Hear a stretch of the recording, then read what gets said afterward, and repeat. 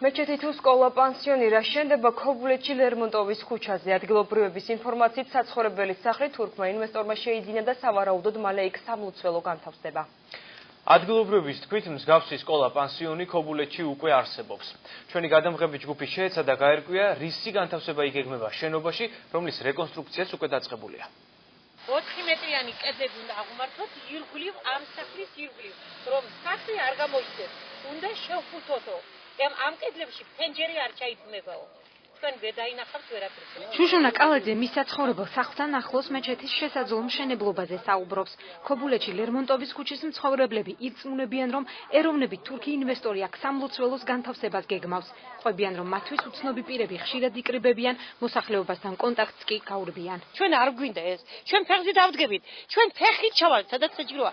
ჩვენ იმდენხან გადავკეტავთ იმ ცენტრალურ გზას, რომ არც აღმოსავლეთი და არც დასავლეთი საქართველოს კავშირებში არ იქნება. ყოველთვის გვემალება, როცა ვეკითხები, რომ ვინ არის ის ხალხი, ვინც თქვენს უკან დგას, წარმომადგენელი თვითონ ქართველია, მაგრამ მის უკან დგას მთელი თურქეთი, ანუ თურქი ადამიანი, მუსტაფა ბუიუყი. პროტესტის ნიშნად წყალკანალის თანამშრომლებს დღეს ლერმონტოვის ქუჩის მცხოვრებლებმა აღნიშნულ სახლთან მიწისქვეშა კომუნიკაციის მოწესრიგების საშუალება არ მისცეს.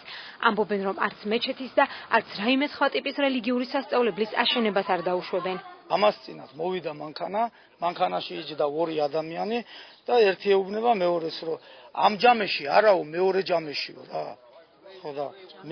ხო და ჯამი არის კიდე რუსთაველზე გაკეთებული, როგორც ვიცით და თქვენ ეჭვი გაქვთ, რომ შესაძლოა აქ აშენდეს სამლოცველო? ეჭვი კი არა მაქვს, უკვე ფაქტია, რომ შენდება.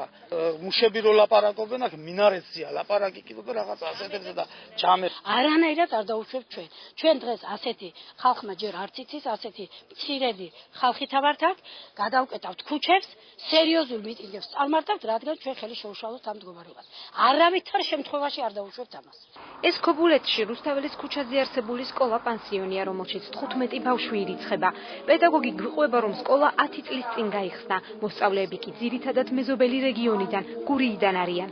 მევლუთ ხმალაძეს მეზობელ ქუჩაზე მიმდინარე სამუშაოებთან დაკავშირებით, როგორც თავად ამბობს, ინფორმაცია არ აქვს. ჩვენი გადამღები ჯგუფი კი საკითხის გასარკვევად სრულიად საქართველოს მუფთთან გადაამისამართა. ჯემალ პაკცაძის განცხადებით სამუფთოს აღნიშნულთან კავშირი არ აქვს. არიან ეს მუსლიმანი ბავშვები არიან მოსული, თავი მშობლების სურვილისამებრ. ხო და ძმენას ვასწავლით და საზოგადოებისთვისაც და მშობლებისთვისაც არიან დიდ სამაგალითო და მისაღებ ბავშვებს. მეჩეთის მშენებლობის შესახებ ინფორმაციას არ ადასტურებენ ადგილობრივ გამგეობაში. რაც შეეხება შენობის გარე სამუშაოებს, გიორგი რომანაძე ამბობს, რომ გამგეობის გვერდის ავლით არც ერთი ტიპის სამუშაო არ განხორციელდება. ნებისმიერი გარე ფასადის ანგიდეღობის მშენებლობა საჭიროებს მშენებლობის ნებართვას, ასეთი სახის ნებართვა ჩვენთან შემოსული არ არის. შესაბამისად, ახალი მეპატრონი ვერანაირ სახის მშენებლობას, ვერც გალავნის, ვერც გარე ფასადის მშენებლობას ვერ განახორციელებს, სანამ ჩვენგან არ იქნება მას თანხმობა. რაც შეეხება შიდა სამუშაოებს, ამაში ჩვენ ვერ ვერევით, ეს მისი უფლება მოვალეობაა. მეჩეთი გამორიცხულია, მეჩეთი არ გაკეთდება. მეჩეთისა და გალავნის მშენებლობას გამორიცხავს რამაზ კაკალაძე.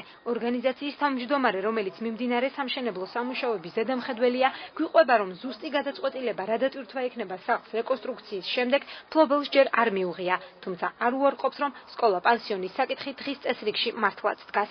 იმასაც ფიქრობდა, რომ ქობულეთი კურორტული ზონა არის და სასტუმროდ გავაკეთო და გავაქირაო, ასეთი საუბარიც ჰქონდა თავში, რომ შეისყიდა იმას ჰქონდა ბიზნესის იმ პრინციპით ჰქონდა აი შენობა შესყიდული, მაგრამ არ ვიცი რას გადაწყვეტს. თუმცა იქ სარემონტო სამუშაოები ისეთი სტილით მიმდინარეობს, რომ სასტუმროს ნამდვილად არ გავს. არ ვიცი ახლა მაინც თვითონ მან გადაწყვეტს, მე როგორ სითხარი შეიძლება რომ პანსიონატის სტილში გაკეთდეს. იმ შემთხვევაში თუ კი შენობა სკოლა პანსიონის დატვირთვა ექნება, კაკალაძე ამბობს, რომ სასწავლო პროცესი შესაძლოა სექტემბრიდან დაიწყოს.